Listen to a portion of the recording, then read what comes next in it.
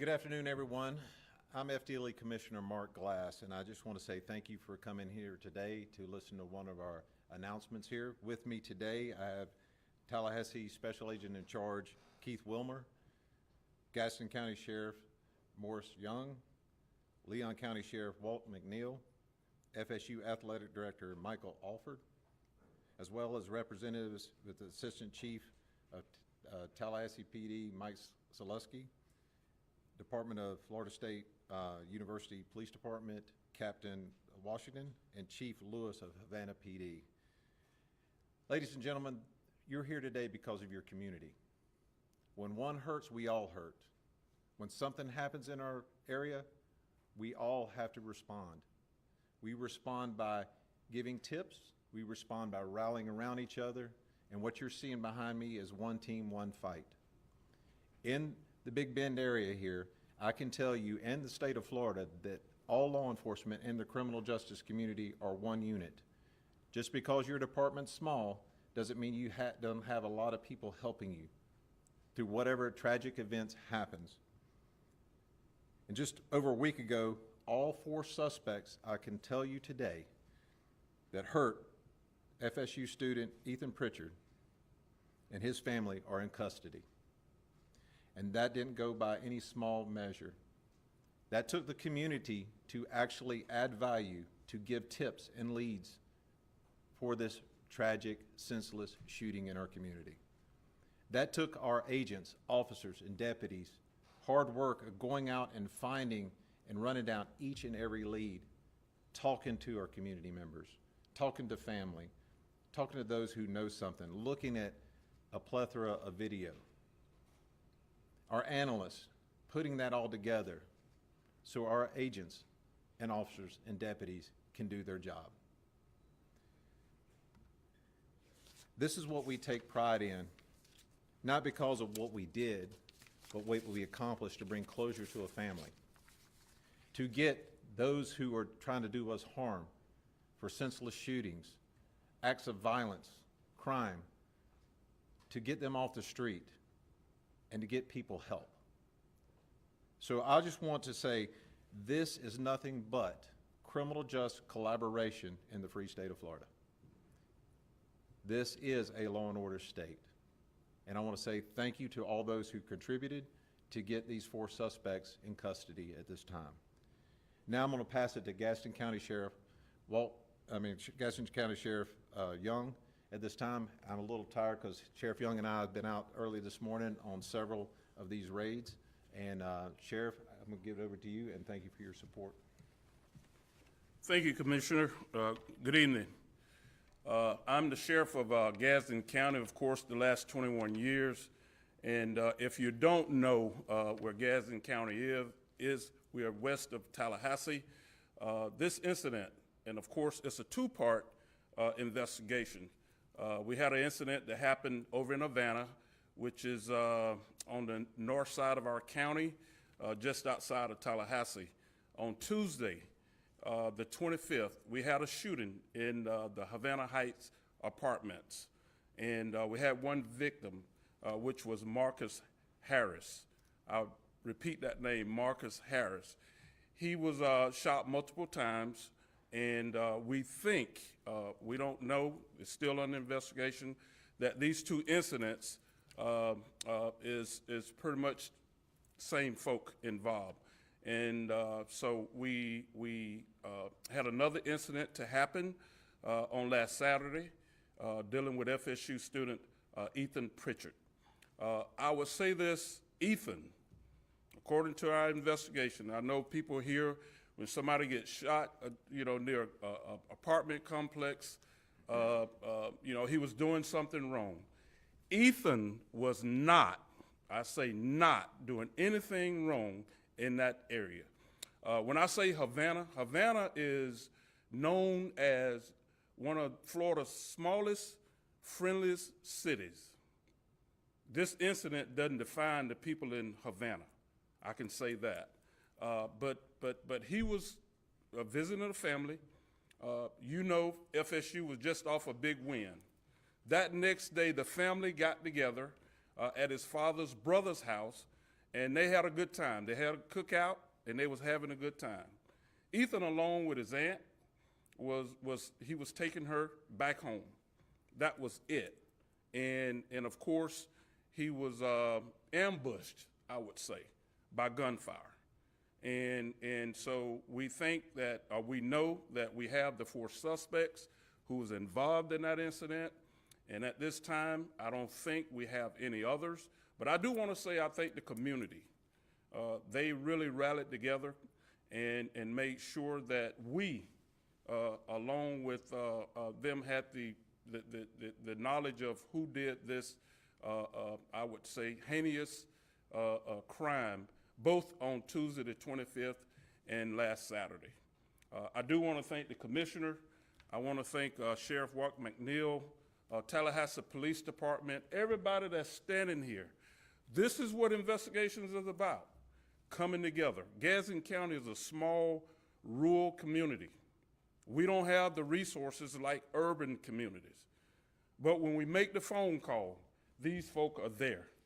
Without question, they are there. And that's what happened on last Saturday. So thank you.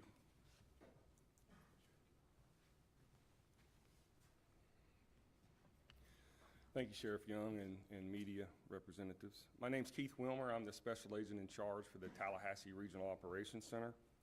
I'm going to walk through the investigation, where we started and where we're at today.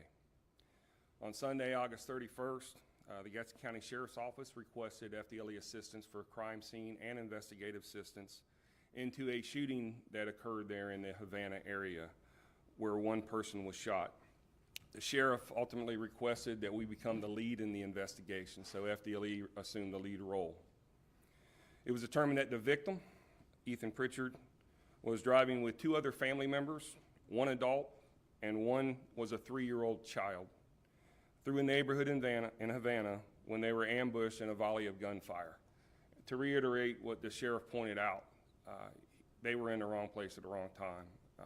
And again, there was a 3-year-old child in this car when this happened. Ethan was critically injured. The 2 other occupants were not injured. FDLE immediately began working the investigation and continued throughout the week.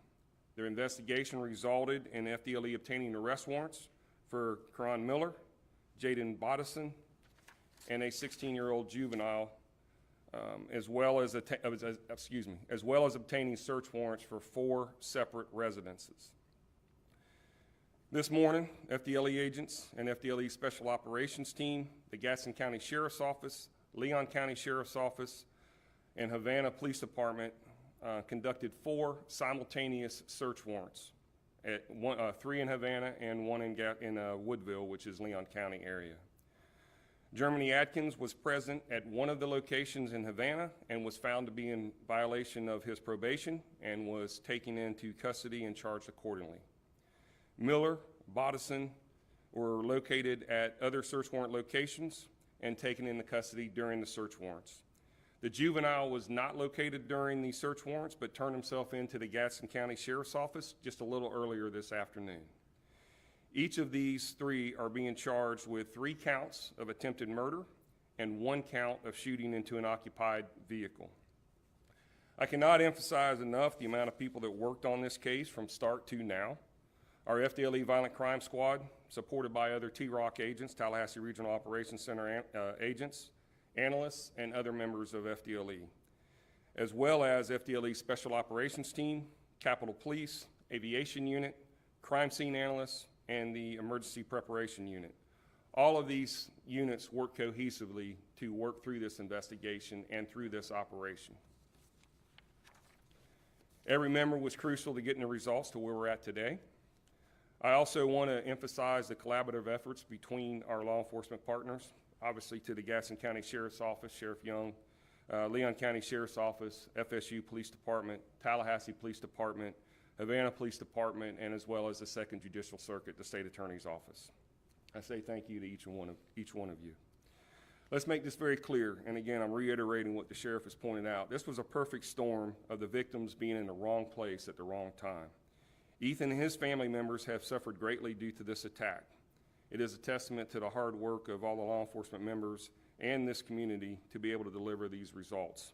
and bring them to justice on behalf of them. I will add that this investigation does remain active. It is ongoing, so we are still working it actively. Thank you. Good afternoon. I'm Sheriff Walt McNeil, Leon County Sheriff's Office. The message today, as relates to those persons involved in crime, in this heinous crime, our message is that there is no such thing as being in the wrong place at the wrong time. We will do everything we can to make sure those persons in our community who are engaged in violence, gun violence, taking the lives of innocent persons, what you should learn from this is we are going after you. We will find you. We will turn every rock. We'll look in every neighborhood until we find you and bring you to justice. These types of situations have to stop in our community, particularly in those communities like Gadsden County. They're not by themselves. We are standing shoulder to shoulder with them each and every day. So our message is, you do the crime. Be sure that law enforcement in this community is coming after you to make sure you pay for what you've done to the folks in our community. I can't express enough how we in law enforcement feel we have to protect our communities. It takes all of us working together, our citizens, law enforcement, and our other first responder partners, all working for one thing, keeping the people of this community safe. And that's what we're about doing. Thank you.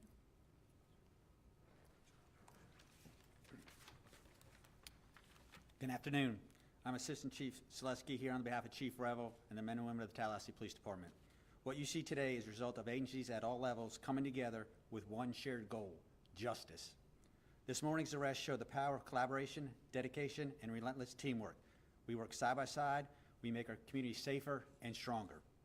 Thank you for your time, and we continue working together for the good of our community and our state.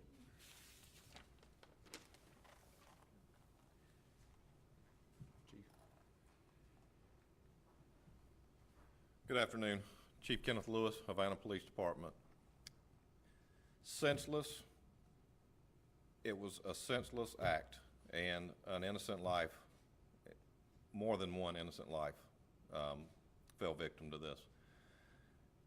We are a small agency. We have a big heart, and we will do anything, everything. We'll work countless hours to help all of these fine gentlemen, ladies, all of these agencies. We will work together, and we will help solve these crimes, and we will bring whoever, whatever, to justice. Thank you. Thank you, gentlemen. I appreciate it. Just to reiterate again, your community needs you. If you're listening to this message, we need you. Whether it is this incident or others that you know about, there's many ways you can report in. You can do it anonymously.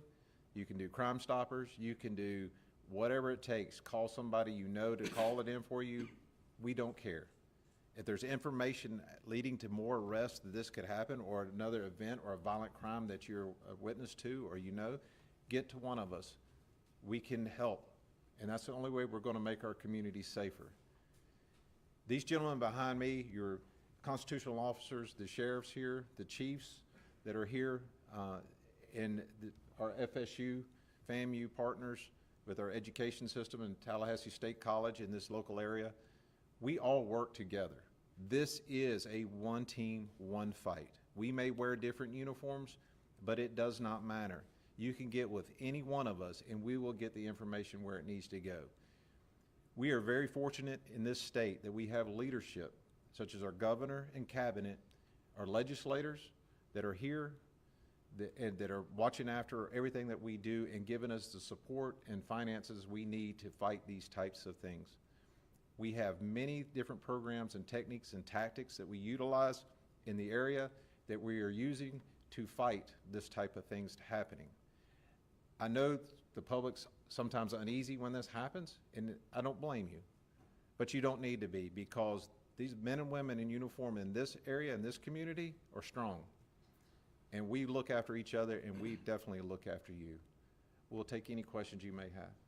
How is Ethan? So, sir, if you can, Director? Thank you. Not much has changed right now. He's in critical and stable condition, and we would just like everyone to pray for him. And the sheriff and I got to speak with his father this morning, and he was very relieved that we were able to make these arrests today. Sheriff John, what's your message to the people that live in this apartment complex after having gone through several shootings in that area? You know, this particular apartment complex, of course, is two right there at each other, Havana Heights and I'm forgetting the Riverside Apartments. And of course, over the years, I've been with the sheriff's office since '98. We've seen where crime has, you know, risen in this community, and of course, we've had to go in and use crime prevention measures to get it down. This is again, you know, we're dealing with really young folks, and we see where generational these things come about. So now we got to reiterate some of the things that we did before. And I say to the community, they have been working hand in hand with not only the sheriff's office, the Havana Police Department. I mean, the city and county line pretty much run right through Havana Heights. And so the chief and I, we're going to make sure that we do everything in our power to work with the residents in that community to make sure that they are safe and make sure they feel safe in their homes. Also, too, I got to watch today, I know with Sheriff McNeil, his all-in program to reduce recidivism in our community, in the jails and everything.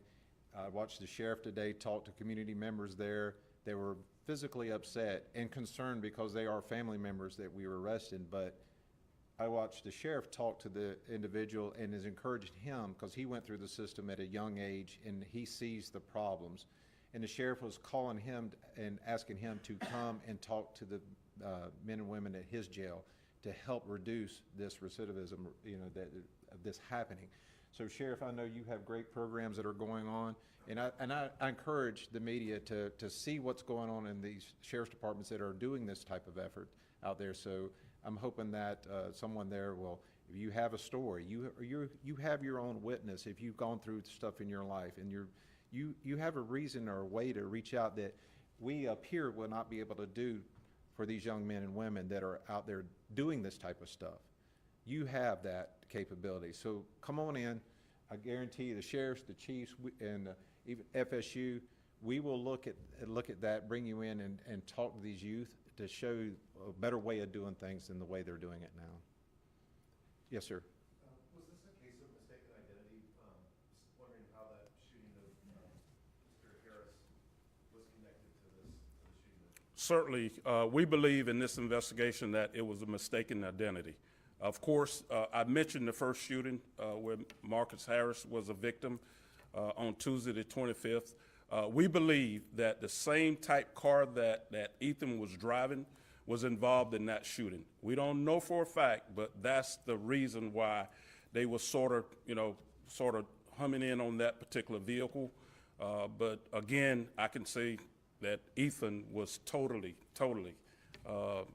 nowhere near, involved in this incident. Okay. Do you know what the motive was for Mr. Harris's shooting? Last question. We don't, and like I said, Mr. Glass said, this is an ongoing investigation. We are continuing to try to, piece information together to make sure that we come up with, closure in both of these cases. Is it gang related? No more questions. Thank you very much. No. All right. Thank you again for being here today. We appreciate you.